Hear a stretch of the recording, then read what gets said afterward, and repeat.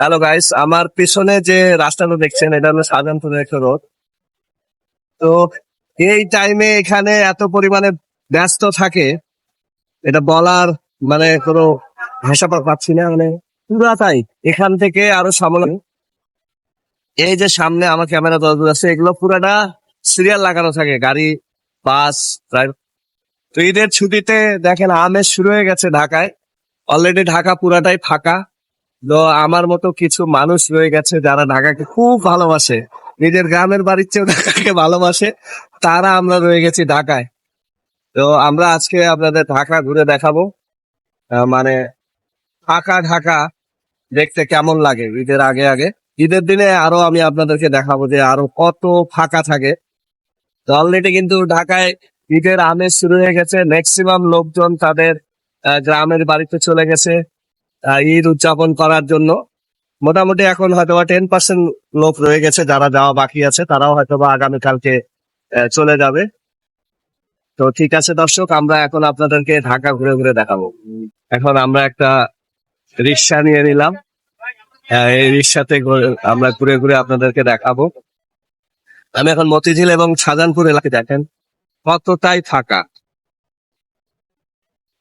সারা বছর যদি এরকম ফাঁকা থাকতো, ঢাকা শহরে বসবাস কতটাই না সুখের শান্তির হইতো। দর্শক দেখেন একদম ফাঁকা। এই জায়গাগুলো এই জায়গাগুলো এত বেশি যানজট থাকে যে এখানে একটা সিগন্যাল পার হইতে 20 মিনিট 40 মিনিট পর্যন্ত লেগে যায়, কোনো কোনো সময় তারও অধিক সময় লাগে। কিন্তু বর্তমানে কিন্তু একদমই ফাঁকা। আমরা এই যে দেখেন, ভিডিওটা চলাকালীন কেবল 47-48 সেকেন্ডে এই সিগন্যালটা ছেড়ে দিল। তো এটা আসলে একটা মানে মজার বিষয়। এই যে দেখেন, গাড়ি ঘোড়া নাই বললেই চলে, একদমই ফাঁকা।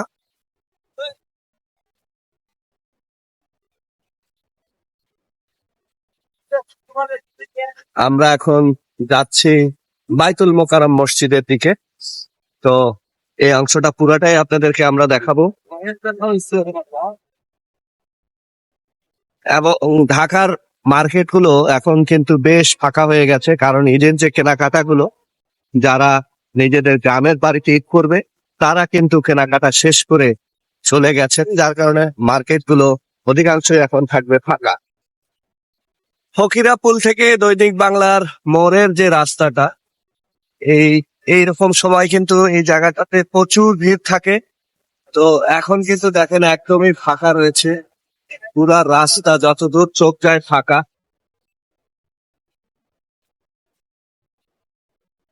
আপনারা দেখছেন যে পুরা ঢাকায় কিন্তু এখন ফাঁকা হয়ে গেছে। খুব ভালো লাগছে ঢাকায় ঘুরতে, কারণ এত ফাঁকা ঢাকা কিন্তু আমরা সব সময় পাই না। তো এই জন্য ভাবলাম যে আপনাদেরকে একটু দেখাই, যারা ঢাকায় এসে যানজট দেখেছেন সব সময়। তো মূলত কর্মব্যস্ততার কারণেই এই যানজটের সৃষ্টি হয়। আমি এখন দৈনিক বাংলার মোড়ে রয়েছি। এতটা ফাঁকা চিত্র আপনারা খুব কমই দেখেছেন দৈনিক বাংলার মোড়ে। আমি এখন দৈনিক বাংলার মোড়ে আছি। দর্শক, দৈনিক বাংলার মোড় থেকে এখন আমি বাইতুল মোকাররমের দিকে যাচ্ছি। দেখেন পুরা রাস্তাটাই একদম ফাঁকা।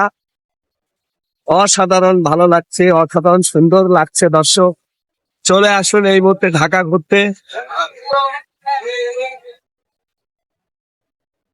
বাতাস, ঠান্ডা বাতাস, ঢাকার ঠান্ডা বাতাস, নিঃশ্বাসের শব্দ এখন ঢাকায় শোনা যাচ্ছে।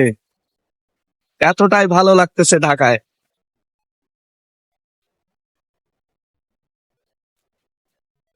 কথা বলতে বলতে আমি আমার মানে বাইতুল মোকাররমের কাছে চলে আসছি। বাইতুল মোকাররম মার্কেট বা বাইতুল মোকাররম মসজিদ, এইটা হচ্ছে বাইতুল মোকাররমের মসজিদ। সামনেই কিছু দোকানপাট রয়েছে, যেগুলো এখন ভিড় নাই বললেই চলে। এই যে মসজিদের গেটটি।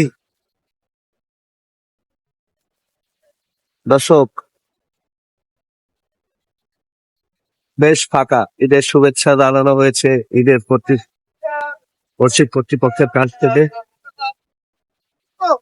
এই যে বাইতুল মোকাররম এর পাশে যে মার্কেটটি, সেটি এখন সেই রকম কাস্টমাররা বেশি নেই, কারণ সবাই প্রায় চলে গেছে। তারপরেও দোকানিরা আছেন, হয়তো বা তারা চান রাতে তাদের বাড়িতে যাবেন, সে পর্যন্ত তারা ব্যবসা চালিয়ে যাবে। আমি এখন পুরাতন পল্টনের মোড়ে আছি। দেখেন পুরাতন পল্টনের মোড় কতটা ফাঁকা, একদমই ফাঁকা।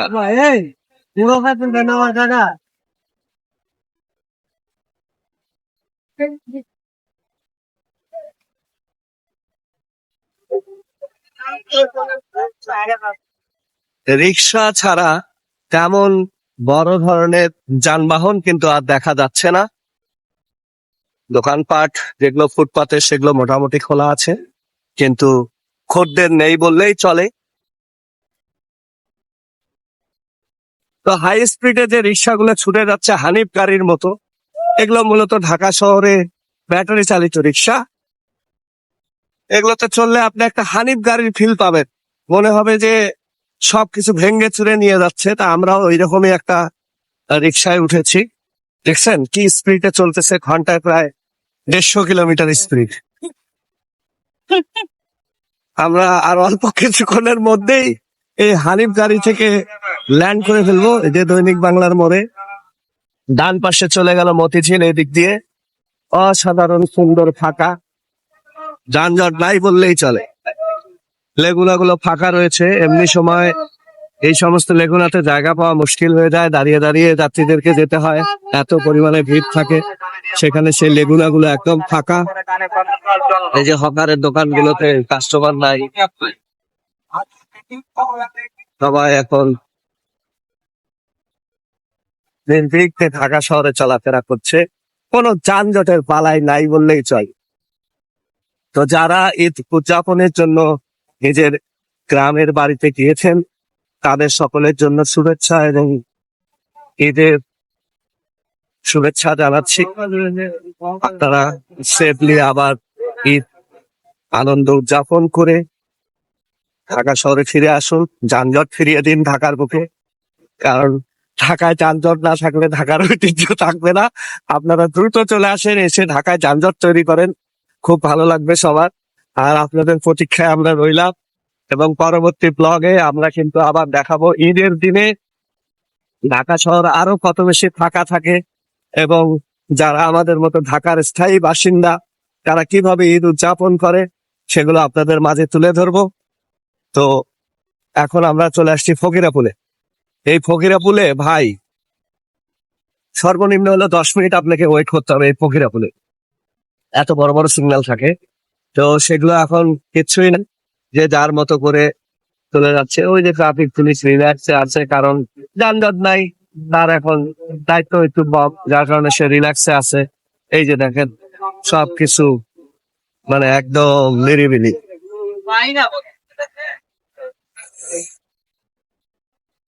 যারা ঢাকায় বসবাস করে তারা ভাবে যে যদি ঢাকা সবসময় এরকম থাকতো।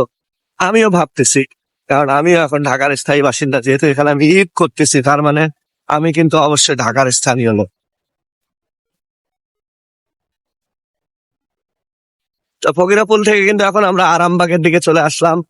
দেখেন কত অল্প সময়ে, মাত্র 2 মিনিট 51 সেকেন্ডে আমরা চলে আসলাম সেই আরামবাগে। কোথা থেকে আসলাম? বায়তুল মোকাররমের সামনে থেকে, বায়তুল মোকাররমের অপোজিট থেকে। তা দেখেন ঢাকা শহর আসলে খুবই সবকিছুই কাছে কাছে, কিন্তু যানজটের জন্য অনেক সময় লাগে।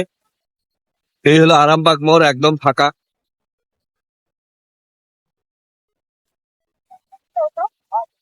এজিপি কলোনি বাজারে এখন যাচ্ছি আমরা। দেখেন পুরা রাস্তাটাই একদম ফাঁকা, খুব অল্প সময়, প্রায় 15 সেকেন্ড থেকে 20 সেকেন্ডের মতো লাগলো আরামবাগ থেকে এজিপি কলোনি বাজারে আসতে। এই এজিপি কলোনি বাজারের মোড়, আমরা এখন কাঁচা বাজারের দিকে ঢুকবো। প্রিয় দর্শক, আপনারা সকলে আপনাদের পরিবারের আত্মীয় স্বজন, বাবা মা ভাই বোন সকলকে নিয়ে এই ঈদ হয়ে উঠুক আপনাদের জন্য আনন্দময়, এবং সবাই সবার পরিবারের সঙ্গে সুন্দরভাবে ঈদ উদযাপন করুন। এই আশা ব্যক্ত করে আজকের মতো বিদায় নিচ্ছি। আল্লাহ হাফেজ।